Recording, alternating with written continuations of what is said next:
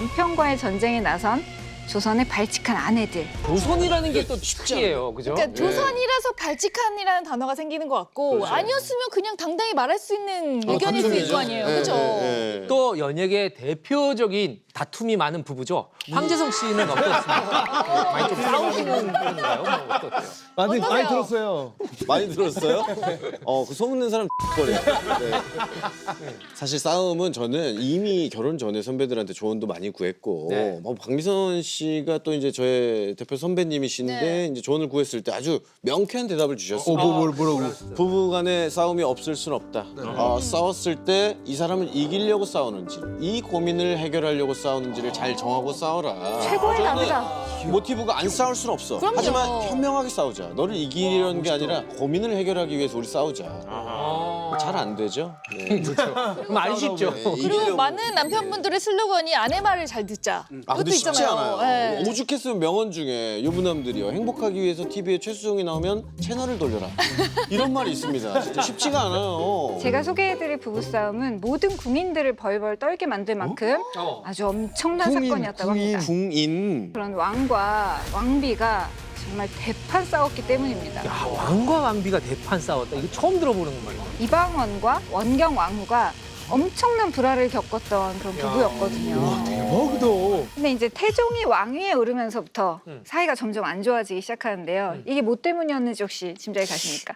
왕위에 오르면은 그쵸 후궁, 그치, 첩. 첩, 또 바람이 뭐 이런 사람들을 이제 뽑잖아요. 네, 태종은 이제 여러 후궁들을 두면서 또 이 여러 자손을 이제 만드는 것이 결국은 왕권 강화를 위해서 도움이 된다 이렇게 생각을 했기 때문에 후궁을 결국 많이 들였다고는 기록에 나오는데요. 저는 이게 사실 빈게 아닙니까? 라고 이제 사실 이제 역사 속으로 돌아간다면 네네. 그거 뭐 빈게 그럴 수 있죠. 아닙니까? 라고 부인 말하고 입장에서 싶은 그럴 수 부분도 있지. 있어요.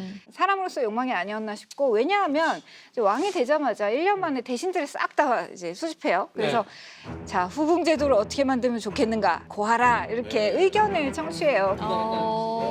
예전의 역사 속의 어떤 그 근거들을 들면서 아 맥스 9명까지는 가능할 것 같습니다. 이렇게. 맥스 아웃. 태종은 그 얘기 아 너무 많다 이게 아니라 아 반색하면서 전국에 이제 금혼령을 내려서 혼인하지 말라 이거죠.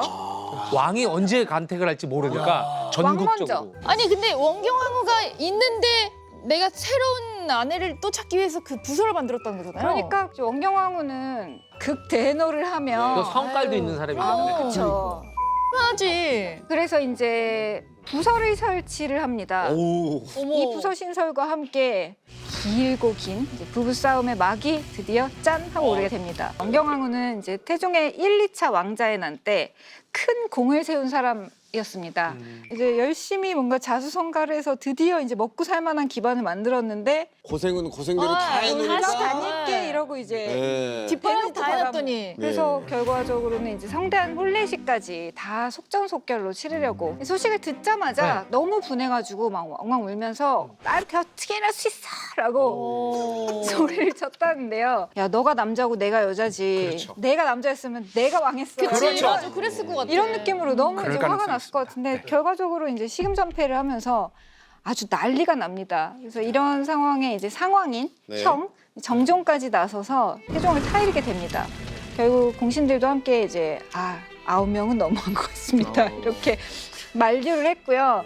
결국 그래서 태종이 이제 가래색을 폐지하긴 하지만 그 여자 좋아하는 그 꿈틀꿈틀 이 욕구는 네, 맞아요. 이렇게 쉽게는 단번에 하지 사라지지 말라고 누가 안 않았겠죠. 하겠어요. 그렇죠. 네, 본능적인 게 좀 그래. 있으니까. 1년 만에 네. 이제 9명이라는 정원을 다 채워서 와, 1년 안에 또 다 채웠어요. 그거를. 이것도 분명히 아까 맥시멈이라고 그랬는데 다 했습니다, 다. 1년 만에 다 채웠어요. 태종이 가까이 했던 그런 궁녀들한테 직접 벌을 주기도 하고요. 원경왕후가 네.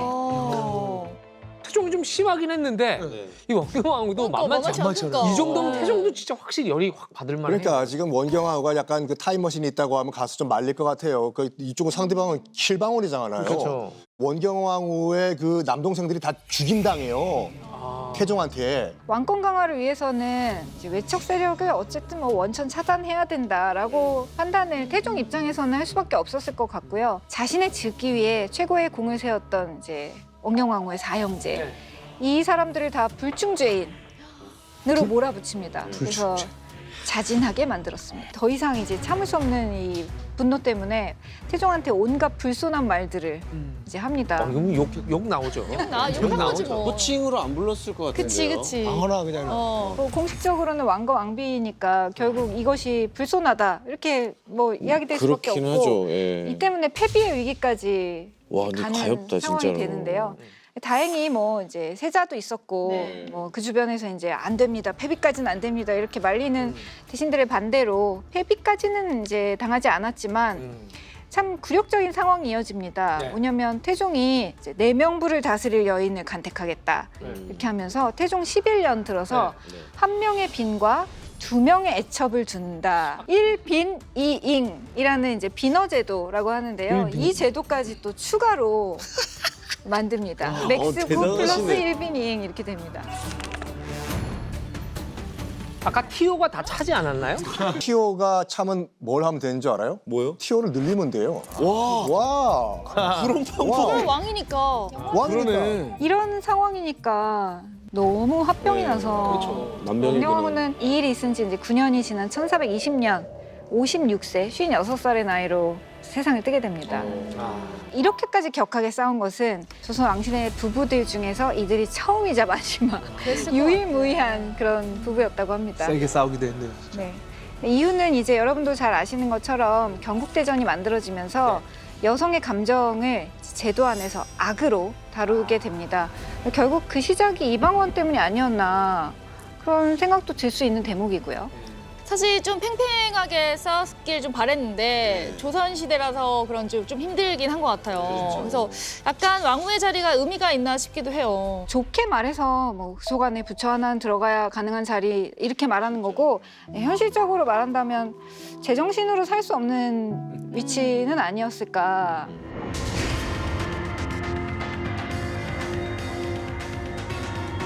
그 1517년 중종 12년 때 판관 홍태손의 아내 신씨가 주인공인데요. 네, 홍태손이 전처와 후처 사이에 모두 아들이 중요한데 아들이 이제 없었어요. 네. 그래서 새 장가를 들기로 이제 마음을 먹었는데 그때 나이가 50살이었습니다.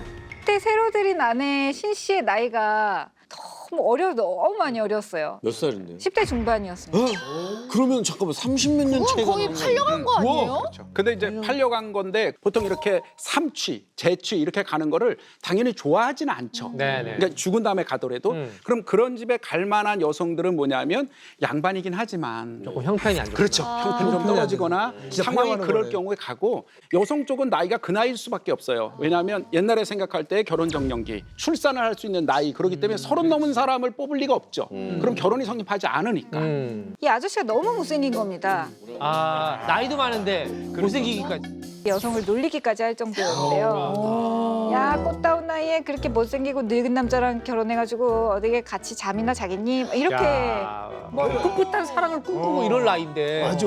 할아버지 뻘 거의 그 상대가. 일찍 결혼했으면. 그래서 결과적으로 이제 신 씨가 홍태손을 정말 매일같이 달달달달 볶았다고 합니다. 네. 뭐라고? 야 너는 얼굴도 추하고 나이도 많고 기력도 없는데 뭘 믿고 감히 나랑 결혼을 해가지고 나를 초라하게 만드냐? 야 너 빨리 죽어! 이렇게 했다고 합니다. 막말을 많이 하긴 했네. 할아버지 뻘 가까운 어른한테. 연배 뭐 어른한테. 결혼도 떠나서 일단 7년 내내 동침은 안 하고 달달달달 볶으니까 네. 결국 이 소식이 사원부까지 들어갔고요. 결국 중종은 이혼을 선고를 해줬습니다. 오. 이제 그나마 이제 다행이긴 하다. 다행인데요. 네.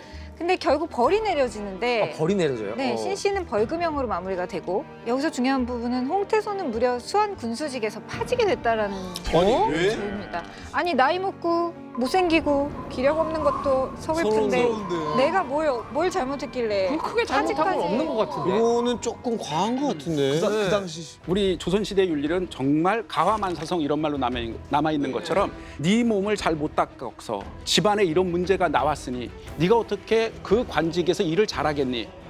누가 봐도 그거는 사실 사임권이 된다고 할 수 있죠. 뭐 하나를 보면 열을 한다 그래서 거기까지 간 그러니까 그냥 둘 수는 없는 문제이기 때문에 벌을 내려야 근데 되는 그렇게 따지면은 이 사람은 결국 따지고 거슬러 올라가다 보면은 태어난 게 잘못이라는 게 나와요. 진짜 그렇게 거슬러 올라가지 말라 그랬어. 조금 억울한 면이 있죠. 네. 아 그래도 솔직히 조금 늦게 할 수 있는 과부들도 있을 거거나 아니면 20대 중반 정도에 분명히 처녀들도 있었을 텐데 너무 어린 친구를 이제 시집을 가게 했으니까 그게 이제 그 친구 화가 나지 않았을까 아내가. 네, 부부 사이에 서로 공경해야 된다라는 삼강오륜의 가르침, 그리고 여성은 투기를 해서는 아니 된다라는 칠거지약이 팽배했던 조선시대인데요. 뭐 아무리 또 이런 부분들이 제도적으로 여성의 어떤 사랑과 뭐 이런 감정들을 막고 있었다고 하지만 원치 않는 결혼을 하고 또 부조리한 첩제도가 있는데 어떻게 분노하고 싸우지 않을 수 있었겠습니까? 사랑은 숨길 수 없다 이런 말이 있죠. 저는 사랑이 있는 곳에는 싸움도 숨길 수 없다 이렇게 생각하고요. 조선시대도 결국 뭐 지금과 크게 다르지 않다 이런 생각이 들었습니다.